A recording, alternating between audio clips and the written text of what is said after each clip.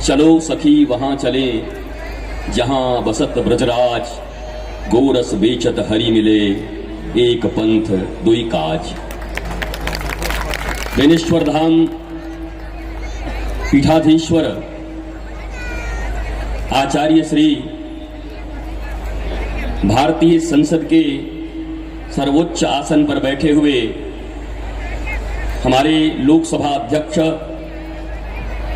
श्रीमान ओम बिरला जी, राजस्थान प्रतिपक्ष के नेता हमारे अत्यंत प्रिय, वर्षों से हमारे स्नेही श्री गुलाबचंद कटारिया जी, और अभी मालवीय जी से भी हमारी चर्चा हो रही थी। वो बता रहे थे कि माऊजी भगवान ने कैसे उन्होंने भविष्य की वाणियां दी और आज वो सारी वाणियां सत्य हो रही हैं एक एक करके। मैं इसलिए बहुत ज्यादा प्रसन्न हूं कि इस श्रीधाम वृंदावन की जो लीला अधूरी रह गई भगवान श्री कृष्ण की, महारास की लीला, वो महारास की लीला इस बेनेश्वर धाम में यहां आकर भगवान ने पूरी की। तो वृंदावन और बेनेश्वर धाम में कोई अंतर मुझे नहीं दिखाई पड़ता, बल्कि मुझे ऐसा लगता है कि 49 साल के शरीर की आयु हो गई और आज अगर मेरा बेनेश्वर धाम आगमन न होता तो वृंदावन में रहने का भी पूर्ण सौभाग्य मुझे प्राप्त नहीं होता। पूर्ण सौभाग्य तो मुझे आज मिला है यहां। मैं माऊजी भगवान संत रूप में यहां आकर बागड़ की इस भूमि पर जनजाति क्षेत्र में जो उन्होंने जीवन की कला दी, जीने का जो मार्ग दिया, और कितनी अच्छी बात अभी कटारिया जी ने कही कि ये पर्यटक नहीं, ये श्रद्धा का केंद्र हो जहां दुनिया के सारे लोग शीश झुकाने आए और सीखने आए। क्योंकि पर्यटक बन के क्या होगा? इस दुनिया में 3 ऐसे देश हैं जहां प्रति व्यक्ति आय सबसे ज्यादा है, अमेरिका, स्वीडन और जापान। और ये 3 ऐसे देश हैं जहां सबसे ज्यादा साइको पेशेंट है, आरटीआई लगा लो। और ये 3 ऐसे देश हैं जहां सबसे ज्यादा आत्महत्याएं होती हैं। ओम जी, बिरला जी, अब बताइए कनेक्शन क्या कहलाता है? जहां सबसे ज्यादा शिक्षा, जहां सबसे ज्यादा प्रति व्यक्ति आमदनी, वहीं सबसे ज्यादा पागल और वहीं सबसे ज्यादा आत्महत्या करने वाले लोग। हमें वैसा विकास नहीं चाहिए, हमें तो भारत के सनातन संस्कृति का धार्मिक विकास चाहिए जहां एक लंगोटी पहन के भी लोग आनंद में रहते हैं, मस्ती में रहते हैं, हल चलाते हुए भी खुश रहते हैं। हमें उस भारत का निर्माण करना, और इस भारत के निर्माण के लिए आज मैं यहां देख रहा हूं 700 वर्ष पहले मध्यकालीन भक्ति महायुग में जब घोषणा हुई कि जाति पाति पूछे नहीं कोई, हरि के भजे सो हरि के हुई। स्वामी जी महाराज, पीठाधीश्वर जी, उस वाणी को आज आपने सत्य कर दिखाया इस बेनेश्वर धाम में कि यहाँ कोई वर्ग नहीं, जाति, संप्रदाय, मत नहीं, बल्कि सारे लोग माऊजी भगवान की शरण में बैठ करके आनंद कर रहे हैं। सबके ऊपर उनके आशीर्वाद की वर्षा हो रही है। मैं बहुत आनंदित हूं और इतना गदगद हूं। मैं सत्य कहता हूं, मेरे जीवन में मेरे गुरु और मेरे गोविंद ने अगर कोई कृपा की होगी तो आज फल है कि बेनेश्वर हरिधाम में आकर के हरि मंदिर का दर्शन करके और निष्कलंक भगवान का दर्शन मैंने किया। आज भारत को जरूरत है निष्कलंक भगवान का, क्योंकि हर आदमी एक दूसरे को कलंक देने पर पड़ा हुआ है, हर आदमी एक दूसरे को कलंकित करने पर पड़ा हुआ है।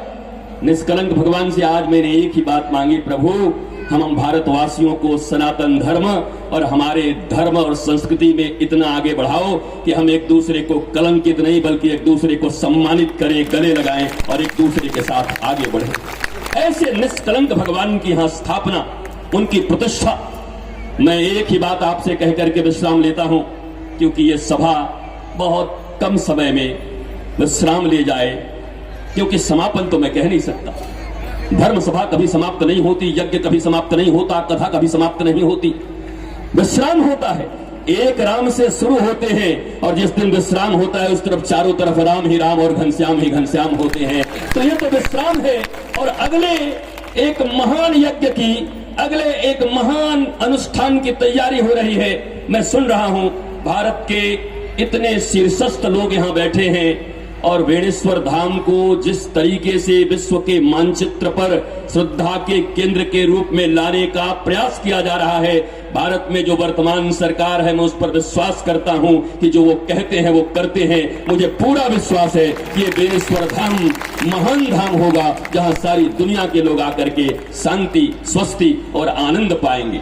एक अंतिम बात, देखो भैया, जीवन में गुरु के बिना कुछ होना नहीं है, कुछ नहीं होना।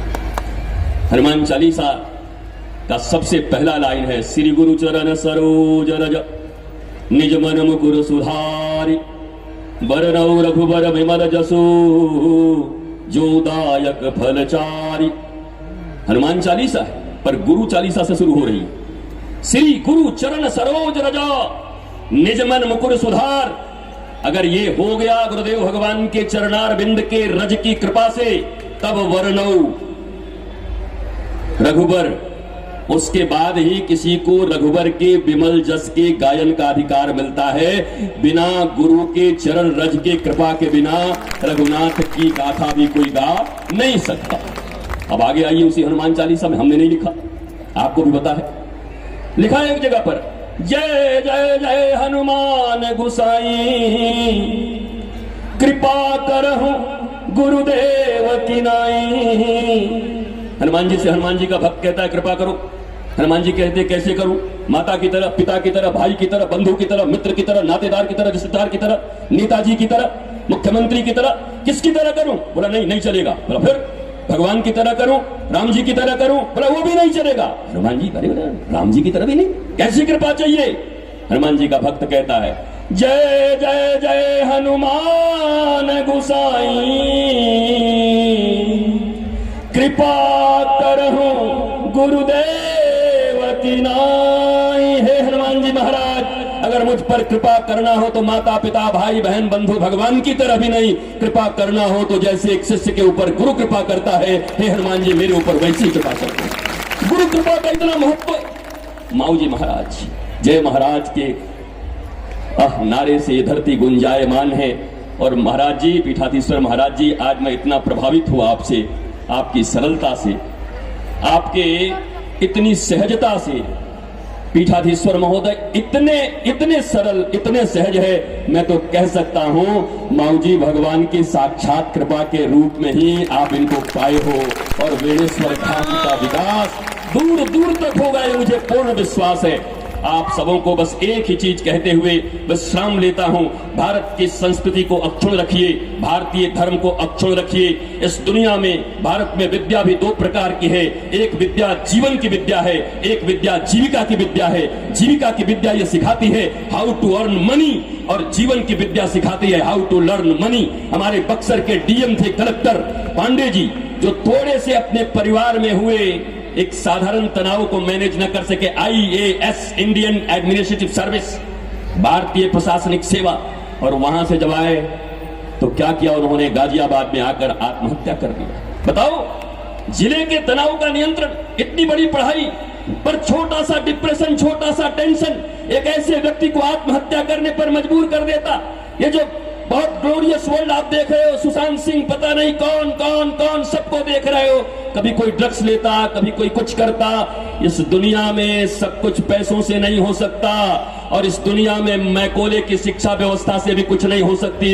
ये वही मैकोले है जिसने 1858 में लिख दिया था कि भारतीय आजाद तो हो जाएंगे पर मानसिक रूप से 90 साल तक गुलाम रहेंगे। लोकसभा अध्यक्ष महोदय, आप भी एक दिन डपट जरूर लगाएंगे हमारी तरफ से, हम संत हैं, आप ही से कह सकते हैं। भारतीय लोकसभा में अब यद्यपि प्रधानमंत्री ने इतना सुंदर शिक्षा में आमूल चूल परिवर्तन करने का जिम्मा ले लिया है, मैं सत्य कहता हूं, जब तक हमारे बच्चों के भीतर में मैकोले की शिक्षा व्यवस्था भरी रहेगी, तब तक हमारे बच्चे कभी भी भारतीय सनातन धर्म की गरिमा को नहीं समझेंगे, और ये देश भी धीरे धीरे साइको पेशेंट होता हुआ आत्महत्याओं की तरफ आगे बढ़ जाएगा।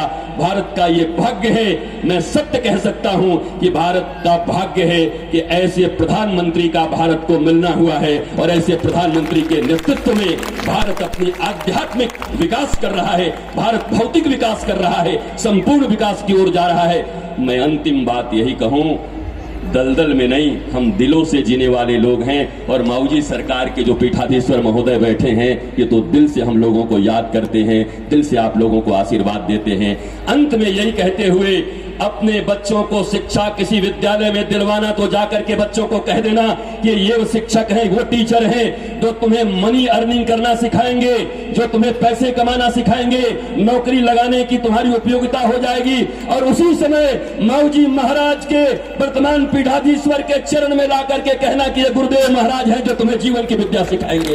एक तरफ जीविका की विद्या और एक तरफ जीवन की विद्या, अगर ये दोनों विद्या भारत को मिलती रही तो भारत को फिर कोई विश्व गुरु बनने से रोक नहीं सकता। समय की मर्यादा है। मैं वृंदावन धाम में आपके आगमन की प्रतीक्षा में हूं। अभी हमारे लोकसभा अध्यक्ष महोदय ने कहा कि जो भी आए भगवान राधा कृष्ण की कृपा से वहां पर हजारों लोग भी आ जाएं, तो हमने राधा रानी की कृपा से उनके भोग भंडारा की व्यवस्था की है। जब कभी आना हो आप आना, आपके लिए वो आश्रम श्री आनंदम धाम लाडले निकुंज वन खुला हुआ है।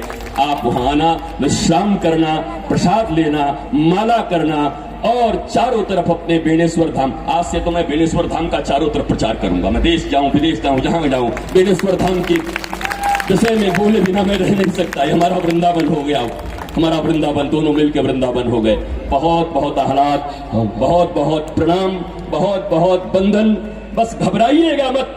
कभी भी जीवन में अगर संकट आए तो भगवान राम जी को याद करिएगा।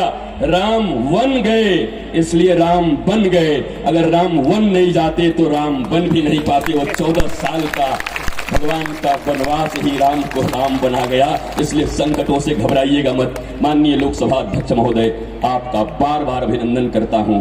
आप ऐसी धरती पर आकर लोगों को ऐसा प्रबोध दिए। मैं पुनः आचार्य जी को, पीठाधीश्वर जी को प्रणाम करता हूं, भगवान को प्रणाम करता हूं और भारतीय लोकसभा के अध्यक्ष हमारे कटारिया जी, सबको वंदन करते, अभिनंदन करते हुए, आशीष स्नेह देते हुए निश्चित कहूंगा भारत का बड़ा सौभाग्य है। अब सारे लोग ऐसे धामों के विकास में लग गए हैं। कहां हमारा अयोध्या, कहां हमारा अब उज्जैन, कहां हमारा वृंदावन में भी अब कॉरिडोर बनने वाला है। चारों तरफ भारतीय धर्म की ध्वजा लहरा रही है। अब तो आपको बोलना ही पड़ेगा, जय महाराज, जय महाराज, जय महाराज, जय महाराज, जय जय श्री राधे, जय जय श्री राम।